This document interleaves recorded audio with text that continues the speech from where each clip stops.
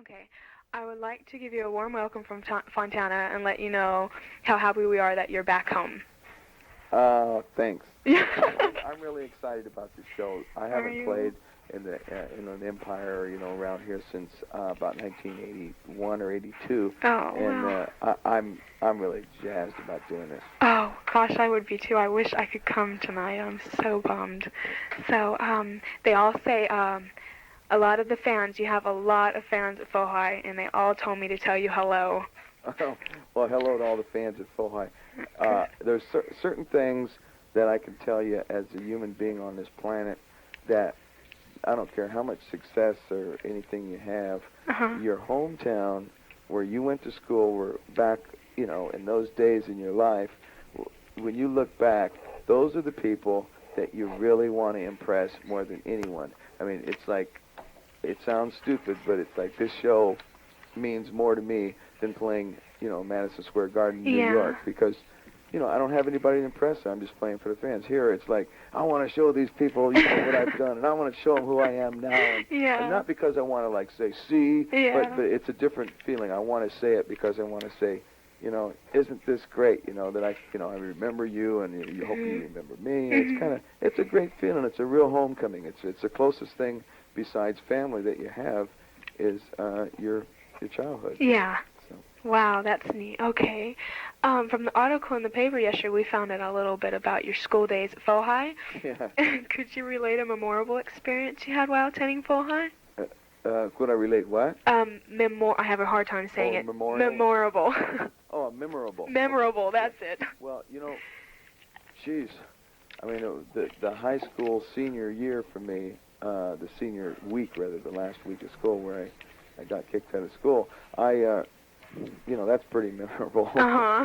Because it was kind of a bummer. I'm going, wow, man, I went the whole year, Yeah. and now I'm going to have to come back next year to graduate, and that was a real bummer. But I had some great experiences. I mean, my first car and Yeah. my first real girlfriend. I mean, Yeah. you have girlfriends before that, but then you have a real girlfriend. Uh-huh.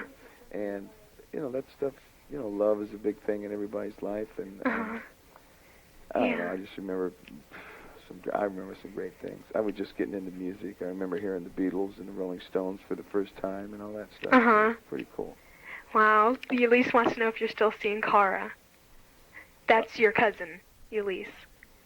My niece, Cara. No, your girlfriend, I guess. Was it girlfriend? Oh, my girlfriend, Kari. Yeah. Oh, yeah, my girlfriend, Kari, absolutely. Yep, he said that. Oh, you can hear him. She's with me right now. I'm at my sister's house, and Kari's here, and Oh. Just saw my mom and my sisters, and it's cool. My nieces. Oh, that must be good. That must be good. You don't get to see him very often, huh? Well, I do. I see them Oh, more you- than you think, but not Yeah. all at once. I see individual people all the time, Yeah. 5 or 10 times a year, but to see them all at once and everybody getting together at Yeah. one time, it's pretty cool. So. My mom and I went to Mexico Linda one day, just sitting there. Maybe he'll come in. Maybe he'll come in. I still love that place, but it's not as good as it was when it was just a little shack and it's all Oh. made were burritos. You got one kind. You went Really? there and you just got a meat and bean burrito. And it was either hot or it was not. And I always went for hot. But, Really? when they used to make the tortillas by hand and all that, man, it was really cool. Really? Oh, that we went there, huh, Mom? He said he's at his mom's house. Sisters. I don't. Over the years since you've left school, I feel students. Oh wait, I'm sorry. No. Yeah, that's right. Okay, I feel students still struggle with the same problems you most likely had. Is there any one area in your high school education that you struggled with the most? Well, honestly, I think maybe the one thing that I really struggled with in high school was sociable aspect because I was kind of poor, but yet a lot of my friends weren't. I used to hang around with kind of semi, the wealthier side of Fontana, which really wasn't wealthier, but at the same time, because children, when you're growing up, I grew up with all these people from elementary school that I went to high school with, and when you're friends, and then you start getting older, you get in high school, and all of a sudden, people start realizing there's a class difference. It's like, oh wow, well, Sammy, his mom and dad are divorced, and his dad's you know, a drunk, you know, and he's like lives in the streets and stuff, and it's like, and man, his mom, you know, just, you know, doesn't have very much money and stuff, and you know, but yet I'm still their friends, and it's like, it started getting funny for me because I felt uncomfortable to invite friends to my house because I didn't,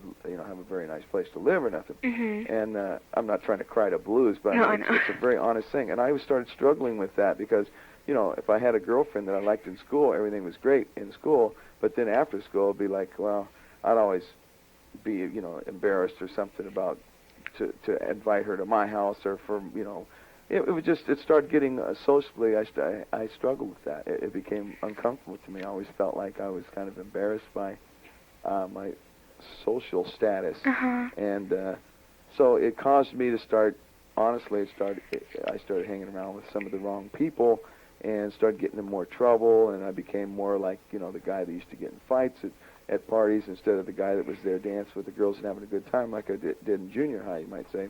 And so, you know, I felt myself, just because of my social pressure, starting to become a little bit more of I started getting in trouble a little bit. Mm-hmm. And I think that was a negative, because people shouldn't ever feel that.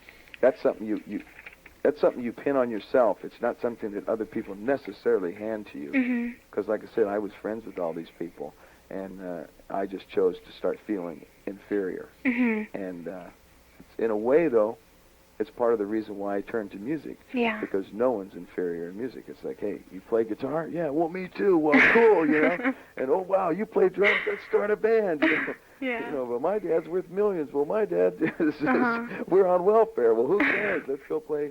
You know, so music kind of helped all that for me, and I started having a new bunch of friends. Mm-hmm. Good. Okay. Residents here in Fontana that are familiar with your success remark that you are still very down to earth. Well, I'm proud of that. Good. Because I hate uppity people. Do you really? Yeah. You know, I'm around so many different people all the time, and a lot of celebrities and a lot of wannabes and so forth, and some are cool and some aren't, you know. Yeah. And you know, like Whoopi Goldberg is a real good friend of mine, and she's Oh. so down to earth and she's so cool, and I just love her because she's that way. I mean, Uh-huh. and then you meet somebody else, and it's kind of like you're going, oh, what a jerk, you know. The guy's not cool at all. Yeah. And so I always think to myself, well, what are people going to think of me? So I say, well, I want to be cool. I want to be honest. I want to be nice. I want to be, until someone proves that they shouldn't be, that I shouldn't be nice to them, then my first impression and my first experience is to go, well, I trust this person. I like this person until they prove different. And when they prove different, then they're out. Uh-huh. So it's kind of the way I approach everything. Yeah. Well, tell Whoopi Goldberg I said hello. Oh, gosh.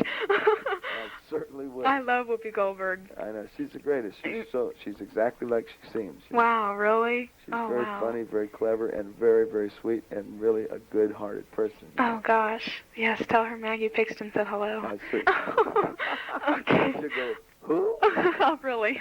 Okay. I heard you're going to begin a new tour after your performance at Blockbuster, even though you already said so. So, is that pretty exciting for you? You're probably used to it, huh? What? Your new tour, like a tour, just going Japan and... Well, see, the tour's almost over. We started in January. Oh, yeah, and that's... so we're I'm about sorry. to wind up, and we're finishing in Japan. Uh-huh. Hawaii. After Blockbuster, I go play San Francisco and Sacramento, which are my hometowns now. That's where I live now, Uh-huh. in the Bay Area. And then we come back and play Los Angeles at Irvine, and then I go to Mexico for 5 days for fun, and then play the Cabo Wabo, and then I go to Japan and do 8 shows over there, and then come back and do 2 in Hawaii, and we're done. Oh, wow. And it's relax time, Yeah. right? Everyone leave me alone. We know it's impossible, but Faux High students sure wish you could perform at our school. That would be so neat, but Well, it's not impossible. Well. But it's not likely right now. Yeah, because yeah. the tour is about to be done. But Yeah. you know, sometime if I had an opportunity and everything was right for me to do it, you know, I would love to come and do like an acoustic set at the Assembly Hall or something like that. You know, I would, and just play and talk and things. Yeah. I would love to do that just because once again, because it was my hometown. you know. Yeah. Okay.